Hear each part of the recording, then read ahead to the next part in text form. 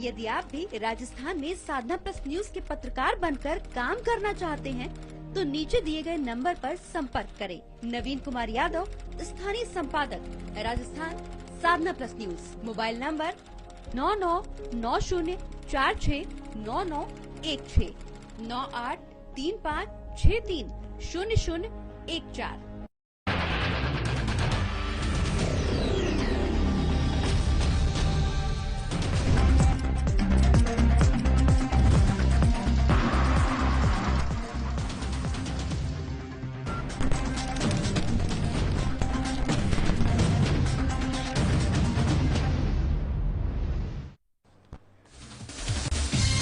सगरिया में सेवा समिति भारतीय समिति की अनूठी पहल। कन्या विवाह में भारत की रस्म की अदा, शादी में दहेज का सामान किया दान।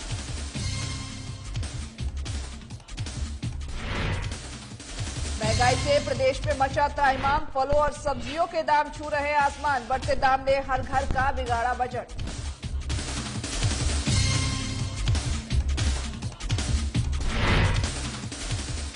शहर में ई मित्र की दुकान को चोरों ने बनाया निशाना। दुकान में रखे हुए करीब 3000 नकद को लेकर फरार। सीसीटीवी फुटेज में कैद हुआ मामला।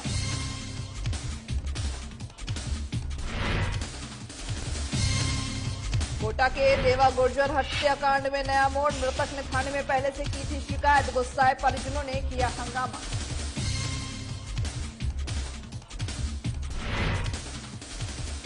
दौसा में मृत अवस्था में मिला युवक। कॉलोनी में फैली सनसनी। मामले की जांच में जुटे पुलिस।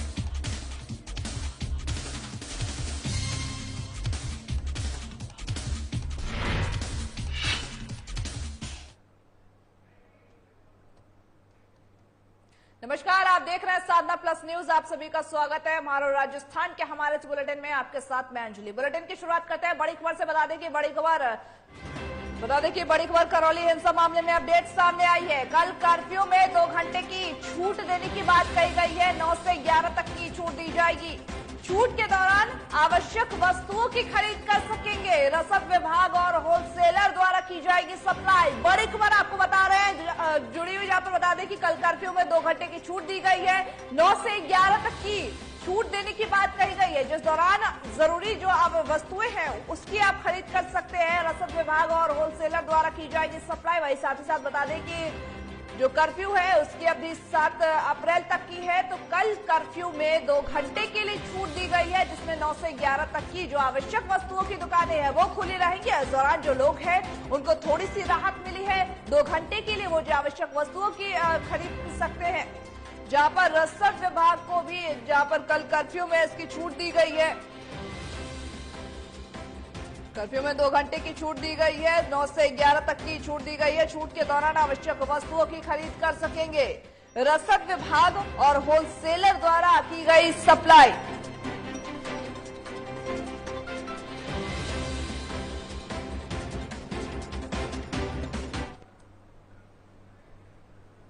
बड़ी खबर आपको करौली से बता रहा है, जहां पर करौली हिंसा में एक नया मोड़ आया है। करौली से आपको बड़ी खबर बता रहा है, जहां पर करौली बाइक रैली पर पथराव किया गया है। मामले में करौली के पूर्व सभापति राजाराम गुर्जर पर भी एफआईआर दर्ज कराई गई है। जयपुर ग्रेटर नगर निगम मेयर सौम्या गुर्जर के पति है राजाराम। निर्दलीय पार्षद मतलूब अहमद के खिलाफ भी एफआईआर दर्ज की गई है। अभी दोनों ही पुलिस की गिरफ्त में बताए जा रहे हैं। बता दें कि माफ कीजिएगा, अभी दोनों ही पुलिस की गिरफ्त से दूर है। जहां पर निर्दलीय पार्षद मतलूब अहमद के खिलाफ एफआईआर दर्ज की गई है। मामले में करौली के पूर्व सभापति राजाराम गुर्जर पर भी एफआईआर दर्ज की गई है। हालांकि अभी जो दोनों ही अपराधी है वो अभी पुलिस की गिरफ्त से दूर बताए जा रहे हैं।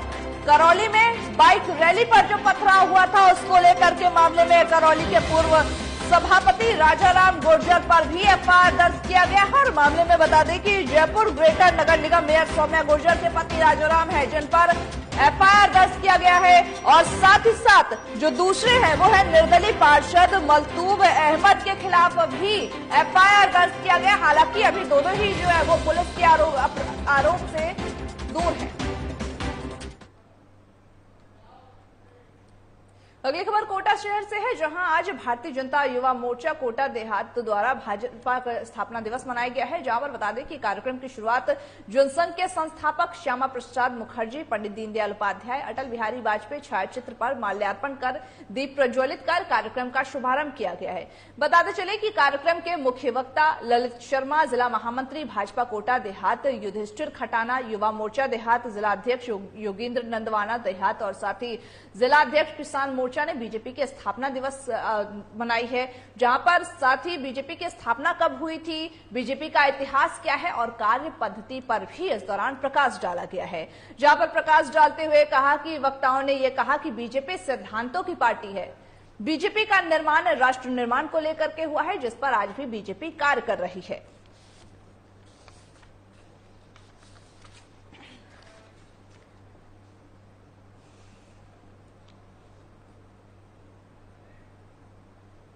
जिला दौसा के नवनियुक्त पुलिस अधीक्षक राजकुमार गुप्ता आईपीएस ने बुधवार को बांदीकुई पुलिस थाने का निरीक्षण किया है।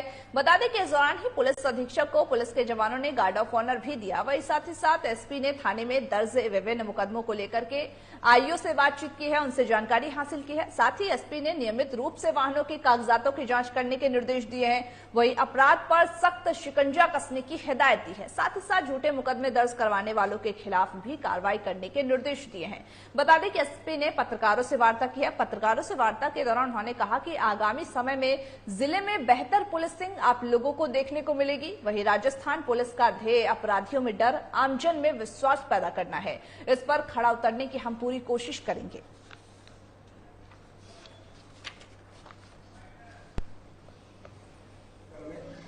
आज पुलिस स्टेशन का मैंने विजिट किया है, थाने के बारे में जानकारी प्राप्त की है और यहाँ पर जो पुलिस का स्टाफ है उनसे पुलिस वर्किंग की और पुलिस की कार्यप्रणाली के बारे में जानकारी ली। इस तरह का यहाँ क्राइम पैटर्न है और हम बेहतर कैसे पुलिसिंग कर सकते हैं, इसके बारे में हमने यहाँ जो पुलिस अधिकारी है उनसे विचार विमर्श किया है और हमारा प्रयास रहेगा कि आने वाले समय में बेहतर पुलिसिंग आप लोगों को देखने को मिले। और जो पुलिस का जो मोटो है आमजन में विश्वास और अपराधियों में डर, इस पे हम जो है खड़े उतरने की कोशिश करेंगे। राजस्थान के कोटा जिले के ग्रामीण के दिंगोद उपखंड क्षेत्र में कोटा कलेक्टर हरिमोहन मीणा ने अधिकारियों की बैठक ली है। जहां पर बैठक में सरकार द्वारा चलाई जा रही विभिन्न योजनाओं पर चर्चा करते हुए अधिकारियों को निर्देश दिए हैं कि आम नागरिकों की समस्या को गंभीरता से लेकर के समय पर इसका निराकरण करे। कोई भी पात्र व्यक्ति योजना के लाभ से वंचित नहीं रहना चाहिए। वही वंचित जनता जल योजना, प्रधानमंत्री आवास योजना, भारतमाला प्रोजेक्ट, एसटीपी क्षेत्र में बनी हुई फायर ब्रिगेड की समस्या, क्षेत्र में अतिक्रमण की समस्या बनी हुई है, जिसको लेकर के जिला कलेक्टर हरिमोहन मीणा ने दिगोद उपखंड मुख्यालय पर अधिकारियों की बैठक ली है। बैठक लेकर के क्षेत्र में चल रहे विकास कार्य और विभागीय योजनाओं की समीक्षा कर उचित दिशा निर्देश भी दिए हैं।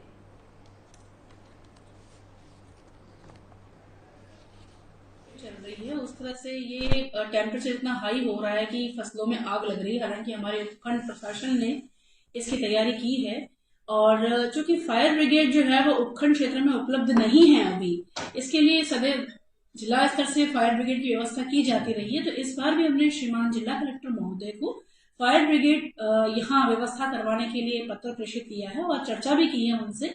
मुझे पूरा विश्वास है कि शीघ्र ही फायर ब्रिगेड हमारे क्षेत्र में उपलब्ध हो जाएगी।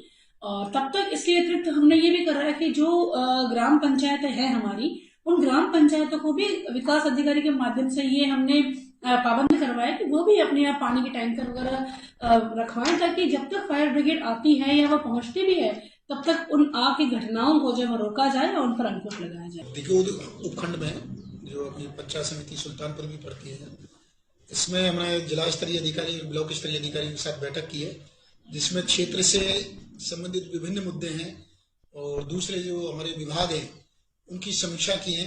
क्योंकि पिछली बार हमने 5 फरवरी को भी यहाँ बैठक की थी, उसमें जो हमने कुछ निर्देश दिए थे उनकी कितनी पालना हुई है वो भी हमने देखा है। आगामी दिनों में अभी गर्मी में पेयजल की समस्या रहती है, उसके संदर्भ में भी चर्चा की है। विभागों के जो आवंटन से संबंधित इश्यूज रहते हैं उन पर भी डिस्कशन किया। तो निश्चित रूप से मीटिंग हमारी कार्य कर रही है। अधिकारी को निर्देश दिए हैं कि जनता के कामों को संवेदनशीलता के साथ में त्वरिता से पूर्ण करें। उदयपुर शहर में सोमवार की शाम किसी उत्सव से कम नहीं था। 2 साल से कोरोना के प्रकोप के बाद आज शहर में फिर मेले या फिर उत्सव सा माहौल दिखा है, जहां पर शहर की विभिन्न गलियों से निकली गणगौर की सवारी जब एक साथ गणगौर घाट पहुंची तो वहां का दृश्य अलौकिक हर वर्ग को आकर्षित करता हुआ नजर आया। पारंपरिक वाद्य यंत्र, बैंड बाजे, ढोल आदि के सुरों का संगम माहौल जहां पर खुशनुमा बना रहा। गणगौर के पर्व पर शिव पार्वती के रूप में पूजनीय गणगौर व ईश्वर जी भी जहां पर मौजूद थे, उनकी अनूठी छवि विशेष आकर्षण का केंद्र बनी रही। इस अवसर पर हुए विविध जो पारंपरिक आयोजन थे उसके दौरान ही झीलों के सौंदर्य के साथ मेवाड़ की संस्कृति की अनूठी झलक भी इस दौरान देखने को मिली है।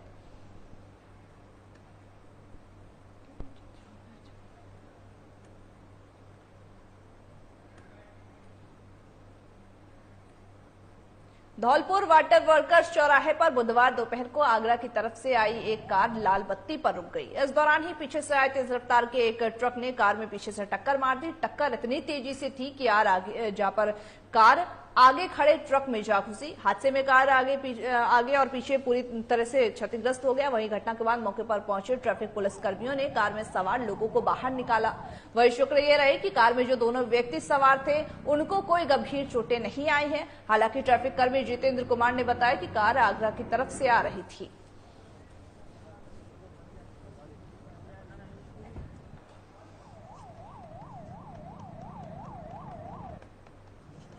धौलपुर जिले के बाड़ी उपखंड में रात के 12 बजे सरमथुरा रोड स्थित देव गार्डन के निकट एक दोना पत्तल की फैक्ट्री में अज्ञात कारणों से आग लग गई।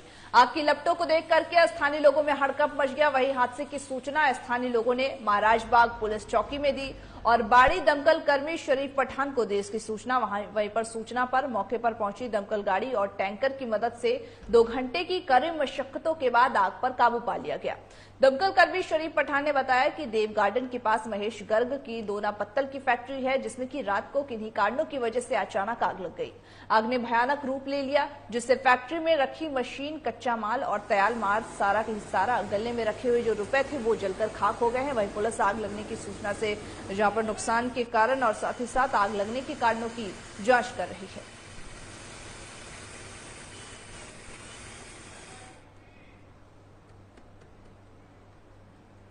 डॉन देवा गुर्जर ये नाम चर्चा में है, जहां पर देवा गुर्जर की मौत के बाद हंगामा भी खूब हुआ। कई तरह की बातें भी सामने आई, पर क्या आपको मालूम है कि देवा गुर्जर को डॉन वाली लाइफस्टाइल ज्यादा पसंद थी? ये उसके वीडियोस में भी नजर आते हैं। गैंगवार में मारे गए हिस्ट्री शीटर देवा गुर्जर उर्फ देवा डॉन की निजी और सोशल मीडिया लाइफ भी काफी दिलचस्प है। सोशल मीडिया पर देवा के 2 लाख फॉलोअर्स हैं, साथ ही 2 पत्नियां भी हैं। वो बताती हैं कि आखिर क्यों देवा ने दूसरी शादी की है, आखिर क्या वजह रही देवा को दूसरी शादी का फैसला लेना पड़ा। देखिए हमारे इस खास रिपोर्ट में।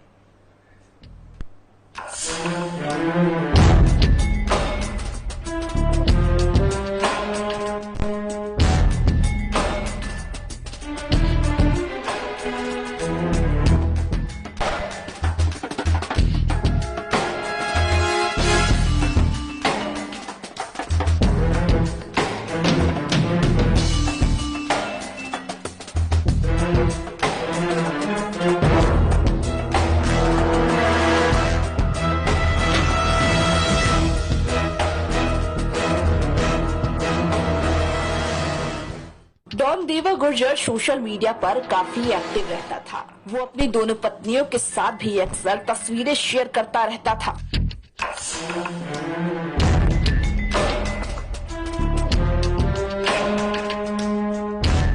इसके साथ ही साथ रेगुलर स्टंट और अपने वर्कआउट के वीडियो भी शेयर करता रहता था। यहाँ तक कि उसने रील्स बनवाने के लिए अलग से कैमरामैन भी रख रखा था। वो अपने हिसाब से जिंदगी जी रहा था, पर मंगलवार को उसकी हत्या कर दी गई। डॉन देवा की 2 पत्नियां हैं, दोनों से कुल मिलाकर 9 बच्चे हैं। मगर ध्यान देने वाली बात तो ये है कि दोनों पत्नियां एक ही घर में रहती हैं। करवा चौथ के व्रत से लेकर के शॉपिंग तक एक साथ करती है, यहाँ तक कि सब्जी भी एक साथ ही खरीदने जाती है।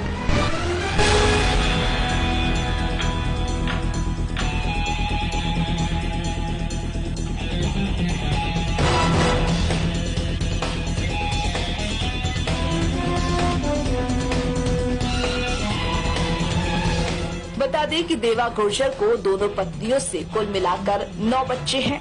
पहली पत्नी से 8 बेटियां तो वहीं दूसरी पत्नी से 1 बेटा है। दोनों पत्नियां कालीबाई और इंदिराबाई के साथ देवा एक ही घर में रहते थे। बता दें कि पहली पत्नी से कोई लड़का नहीं होने के कारण उसने दूसरी शादी की थी। पत्नियों के साथ वीडियो और रील्स भी सोशल मीडिया पर अक्सर देवा शेयर करते रहते थे। बता दें कि कोटा में हिस्ट्री शीटर देवा गुर्जर उर्फ देवा डॉन की हथियारबंद बदमाशों ने हत्या कर दी। 8 दिन पहले तो हमारा आरकेपुर में रिपोर्ट दर्ज करवाई थी हमारे सही के पास। सही के सामने परसाराम ने उसना क्या नाम होता सोपाल ना दोनों बंदे ने सही के सामने देवाराम को धमकी ठोकी थी, मारने की धमकी दी थी। फिर भी सही ने कुछ तो सुनाई नहीं की थी उसकी। क्या बोला था? मारने की धमकी दे रहे, वो पैसे मांग रहे। प्लांट के अंदर उसकी गाड़ी चलती है, 10-11 गाड़ी चलती है देवाराम की। बोल रहे हमारे को 5 लाख रुपए चाहिए, खुला आम मांग रहे हो। तो अरे जो उसमें बंदे है ना, एक बाबूलाल बंदे, उसको 2-3 मर्डर के आगे भी केस लगे हुए हैं। अरे ये जो परसाराम है ना, ये गैंगस्टर है, इनकी गैंग रहती है सर। ये पैसे मांगते रहे, कोटा के अंदर ही गैंगस्टर बनते रहे, बाहर वहाँ भी गैंगस्टर उनकी बात है। रहने वाला कहाँ का है? ये बोरवास के रहने वाले बंदे हैं। अरे एक बंदा चित्तौड़ साइड के रहने वाले, 2-3 बंदे कुंदाल के रहने वाले। ये कम से कम 2 गाड़ी भर के आई थी, 25 बंदे थे, 20-25 बंदे थे। दाढ़ी बना रहा था बेटे, एक दाढ़ी बनाते हुए हमला बोला था। कुराड़ी से, बंदूक से, गोली से, सारे चक्कू से, छुरे से, सारे से इन्होंने हमला किया था। अरे 1 महीने पहले इसकी वाइफ के साथ उन दोनों बंदे ने मिलकर एक बंदे के साथ इसकी पत्थर डलाया था और वाइफ का गला कटवा दिया। यही बंदे शादी को भी, उसमें कुछ भी सुनाई नहीं थी इन बंदे की। एक बंदा ना दूसरी था, उसको फंसा के और उसको आरोप कर लिया, इनकी कोई सुनाई नहीं हो रही। ये 15-20 दिन पहले उसकी वाइफ को रिपोर्ट दर्ज आर के पूर्व में करवाई थी एफआईआर दर्ज। ये क्या बम्बई जा रहा था क्या कर? कौन? मुंबई कहाँ जा? वहाँ राजबाड़े के अंदर सेव बना रहा था, दाढ़ी बनाने के लिए गया था दुकान बनवा के। उसकी दोस्त ने कोई खबर दी, ऐसी खबर चल रही है। देखो सर, ये तो हमारा उनको भी नहीं है, हम बोरवास के हैं। ठीक, वो तो फोन से हुई होगी उनके बात, वो मेरे को पता नहीं भाई कहाँ जाने का, कहाँ नहीं। कल कोई खबर नहीं दी। हाँ, खबर तो हमारा तो पता ही नहीं भाई, खबर नहीं दी। अचानक अकेले थे क्या उस समय? अकेले ही थे। गाड़ी के काम हो रहा था, गाड़ी मिस्त्री के पास खड़ी थी, 2 बंदे थे, वो गाड़ी के पास चले गए थे। ये अकेले दाढ़ी बना रहे थे। अरे इनको अब पता नहीं, इनके साथ के बंदे भी बता रहे, तो वो भी कन्फ्यूज। तो फोन में पता चलेगा सर किन किन की बात चल रही। इनके जो साथ में थे उनके बंदे की, उनके भी फोन की कॉल से जांच करो आप। जो इनके साथ रहने वाले बंदे थे ना, उनका भी हम नाम बताएंगे आपको, कौन कौन बंदे थे, उनकी जांच होनी चाहिए, क्या नंबर थे उनका, तो पता चल जाएगा। इनकी कौन पूरा बता रहा था, कहाँ आ रहा है, दाढ़ी कहाँ बना रहा है, कहाँ क्या हो रहा है, कुछ नहीं हो रहा है, सारे अंजाम मिल जाएगा। देवाजी कल अकेले थे, दाढ़ी बना रहे थे, उसका घर थोड़ी दूर पड़ता है। बगल भी बैठे थे, उनके साथी बगल में भी बैठे थे। हाँ, गाड़ी का काम करा रहे, गाड़ी का काम करवा रहे हैं पास में। नाम बता दो आपका। मेरा नाम रंगलाल गुजर है। क्या लगता है? भाई लगता हूँ उनके। क्या नाम था इनका? ये देवाजी गुजर सोशल मीडिया में काफी एक्टिव थे घटनाक्रम। उसके बाद उसने बता भी दिया था प्रशासन को। उसके बाद भी प्रशासन अगर उसकी बात पे ध्यान दिलाते तो आज ये ऐसी नौबत नहीं आती। इसमें प्रशासन की कहीं न कहीं गलती रही है। तो पुलिस को आपने मामला दर्ज कराया या शिकायत ही दर्ज? नहीं, पुलिस को उस टाइम पे मामला उसने दर्ज करवा दिया था। उस टाइम पे 8-10 दिन पहले उसने बोल दिया था कि मेरे साथ ऐसा हो सकता है, आप ध्यान दो। उसने बता भी दिया था। 8-10 दिन से वो राउत बटा भी नहीं था मेरे हिसाब से, आगे पीछे हो रहा था, उसको लग गया था। बहस हो रही है उन दोनों के बीच में, जो रिपोर्ट कराने गए। कई चीजें हुई इस बीच में, अगर प्रशासन उस चीज को अगर ले लेता, हाँ, उस लापरवाही की वजह से। हत्या के बाद हंगामा भी खूब हुआ। जानकारी के अनुसार देवा गुर्जर हत्याकांड में 13 आरोपी शामिल थे। पुलिस ने कई हमलावरों की पहचान भी कर ली है। कुछ आरोपियों को पुलिस ने डिटेन भी किया है, जिनसे पूछताछ की जा रही है।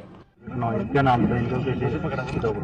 ये देवाजी गुजर सोशल मीडिया में काफी एक्टिव थे और सामाजिक हितों में भी काम करते रहते थे। समाज को सबको साथ लेके चलते थे और इनके फॉलोअर्स भी बहुत थे। इनकी हर जगह इनके मतलब अच्छे काम करते। जब भी आदमी किसी को फॉलो जब भी करता है, जब अच्छे काम करता है, जब उसकी प्रशंसा होती है। जिस हिसाब से उसके साथ 5-10 दिन से जो चल रहा था घटनाक्रम, उसके बाद उसने बता भी दिया था प्रशासन को। उसके बाद भी प्रशासन अगर उसकी बात पे ध्यान दिलाते तो आज ये ऐसी नौबत नहीं आती। इसमें प्रशासन की कहीं न कहीं गलती रही है। तो पुलिस को आपने मामला दर्ज कराया या शिकायत ही दर्ज? नहीं, पुलिस को उस टाइम पे मामला उसने दर्ज करवा दिया था। उस टाइम पे 8-10 दिन पहले उसने बोल दिया था कि मेरे साथ ऐसा हो सकता है, आप ध्यान दो। उसने बता भी दिया था। 8-10 दिन से वो राउत बटा भी नहीं था मेरे हिसाब से, आगे पीछे हो रहा था, उसको लग गया था। बहस हो रही है उन दोनों के बीच में, जो रिपोर्ट कराने गए। कई चीजें हुई इस बीच में, अगर प्रशासन उस चीज को अगर ले लेता, हाँ, उस लापरवाही की वजह से।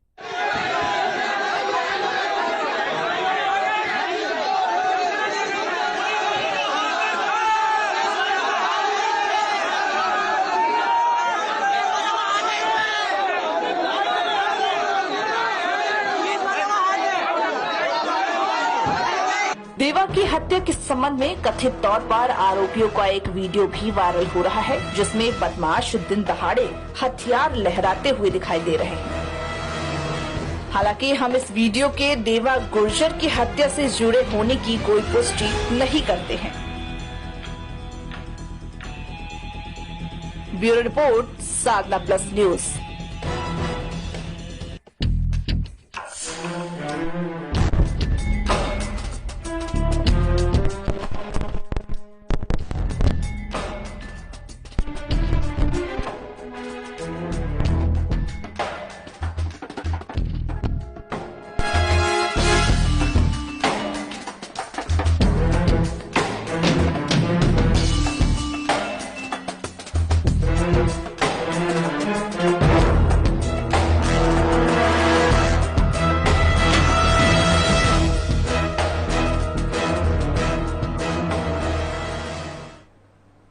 नगरपालिका से बूढ़ी गणगौर की सवारी बैंड बाजों के साथ रवाना हुई है, जो प्रमुख बाजारों एवं सड़क मार्गों से सहित अन्य नागरिक भी इस दौरान शामिल हुए थे। गणगौर सवारी को मेले स्थल पर विराजमान किया गया। आपको बता दें कि 2 साल बाद कोरोना के बाद अब इस बार गणगौर का मेला लगा है और जोरों शोरों से इस मेले का ग्रामीणों ने लुत्फ भी उठाया है। वहीं महिलाओं और बालकों की भारी भीड़ भी इस दौरान उमड़ी रही। सोमवार को गणगौर के पहले दिन इतनी भीड़ नहीं देखी गई, जबकि मंगलवार को मेले में सभी लोगों ने गणगौर के मेले का खूब आनंद लिया। गणगौर इलाके संगीत दंगल का शुभारंभ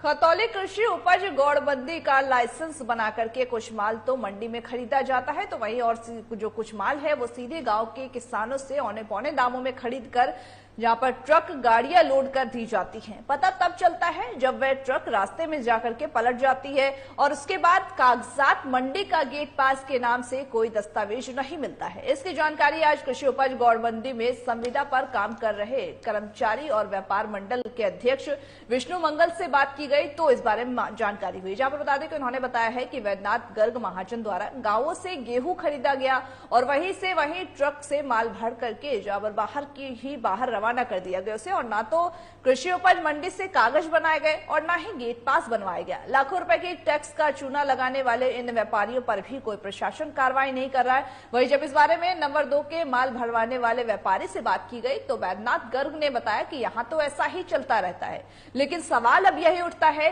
कि आखिर ऐसे व्यापारियों पर प्रशासन क्या कुछ कार्रवाई करती है या फिर इस पूरे मामले को ठंडे बस्ते में डाल दिया जाता है। यहाँ पर कृषि उपज मंडी में जो ये घपलेबाजी का खेल चल रहा है वो लगातार जारी है। वहीं मंडी में जो व्यापारी लोग औने पौने दामों में किसानों से उपज जो है वो खरीदते हैं, वो गांव से डायरेक्ट जाकर के पहले तो पास बनवाते हैं और फिर गांव से डायरेक्ट जाकर के पूरा जो उपज है वो खरीद लेते हैं और उनके पास, और इस पूरे मामले का खुलासा तब होता है जब जाते वक्त या फिर तो ट्रक पलटती है और तब जब उनसे दस्तावेज मांगा जाता है तो मंडी का पास मिलता है। वही प्रशासन इस पर कार्रवाई करती है यानी ये भी देखना है। दौसा के सदर थाने इलाके में स्थित खान भांकरी रोड पर शिवाजी नगर कॉलोनी में पिछले दिनों एक वकील के घर से भैंस चोरी का मामला सामने आया है, जो कि मामला गर्माता जा रहा है। बता दें कि वकीलों का ये कहना है कि एडवोकेट सामल राम मीणा की भैंस चोरी हुए काफी दिन हो गए हैं, लेकिन अभी तक पुलिस ने सिवाय आश्वासन देने के कोई ठोस कार्रवाई नहीं की है। वरिष्ठ वकील एडवोकेट सुधीर जैन ने बताया है कि क्षेत्रीय विधायक और जो राज्य मंत्री मुरारीलाल मीणा के आवास के पास से भैंस चोरी का मामला हो गया था, परंतु मामले में आश्वासन के सिवा और कुछ नहीं दिया गया, जिससे वकील समुदाय में खासा आक्रोश है। जिसके बाद आज वे फिर से नए एसपी राजकुमार गुप्ता से मिले हैं। उन्होंने मामले में शीघ्र कार्रवाई का आश्वासन देते हुए एसआईटी का गठन किया है। वही बता दें कि साथ ही साथ अधिवक्ता सांवर राम ने उम्मीद जताई है कि मामले में शीघ्र खुलासा होगा, और साथ ही जोशी ने यह कहा है कि यदि मामले का शीघ्र खुलासा नहीं हुआ तो वो दोषियों को गिरफ्तार नहीं किया गया तो वो धरना प्रदर्शन और आंदोलन करेंगे। 17 तारीख को 2:40 पर मेरी भैंसें खुली हैं और वो 5-7 जने थे, लाइट जल रही थी, लॉक तोड़ के ले गए और उनमें कोई भय नहीं।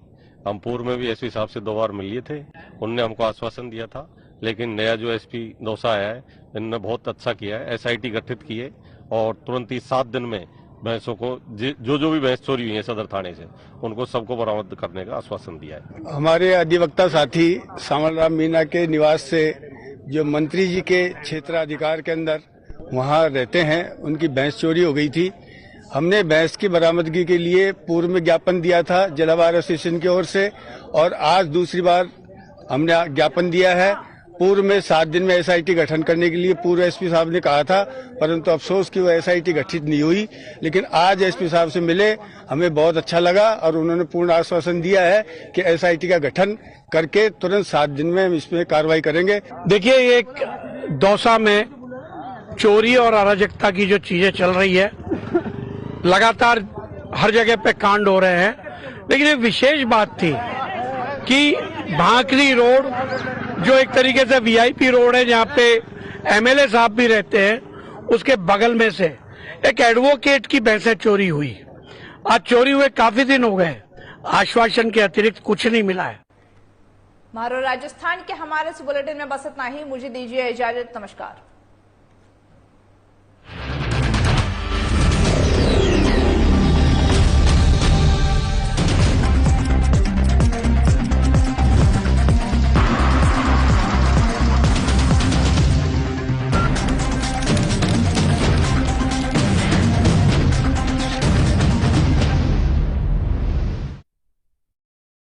राजस्थान में साधना प्लस न्यूज को आवश्यकता है तहसील, विधानसभा, जनपद एवं संभाग स्तर पर कुशल संवाददाताओं की। यदि आप भी राजस्थान में साधना प्लस न्यूज के पत्रकार बनकर काम करना चाहते हैं तो नीचे दिए गए नंबर पर संपर्क करें। नवीन कुमार यादव, स्थानीय संपादक, राजस्थान साधना प्लस न्यूज। Mobile number 9990469916 9835630014। पापा देखो मेरा नया डॉल हाउस, इसमें फ्रिज है, एसी है और वॉशिंग मशीन है।